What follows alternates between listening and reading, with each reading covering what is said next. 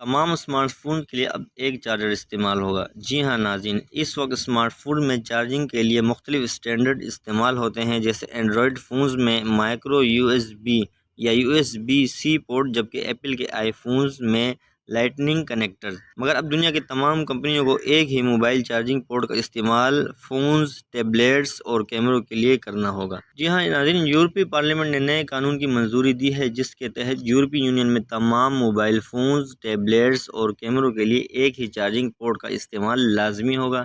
اس پابندی کا اطلاق 2024 میں ہوگا اور اس سے آئی فونز تیار کرنے والی کمپنی ایپل زیادہ متاثر ہوگی۔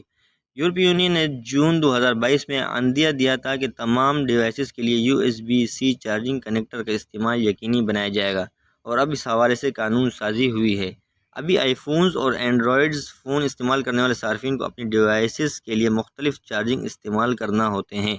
آئی فون کو لائٹننگ کیبل سے چارج کیا جاتا ہے، جبکہ اینڈرائڈ کے لیے اب زیادہ تر فونز میں U S B C connector کو چارجنگ کے لیے استعمال کیا جاتا ہے۔ یہی وجہ ہے کہ یورپی قانون سے ایپل سب سے زیادہ متاثر ہوگی، کیونکہ وہ U S B C port استعمال نہیں کرتی۔ یورپی قانون کے مطابق ای ریڈرز اور ایئر بڈز دیگر ٹیکنالوجیز پر مبنی ڈیوائسز میں بھی U S B C charging port کی موجودگی ضروری ہوگی۔ یورپی پارلیمنٹ میں یہ قانون 602 ووٹوں سے منظور ہوا اور صرف 13 ووٹ اس کے مخالفت میں ڈالے گئے۔ یورپی کمیشن کا تخمینہ ہے کہ سنگل چارجر سے یورپ میں صارفین کو 25 کروڑ یورو کی بچت ہوگی۔ خیال رہے کہ ایسی رپورٹ سامنے آ رہی ہیں کہ ایپل کی جانب سے آئی فونز میں U S B C port کی آزمائش کی جا رہی ہے، جو 2023 میں متعارف کرائے جا سکتے ہیں۔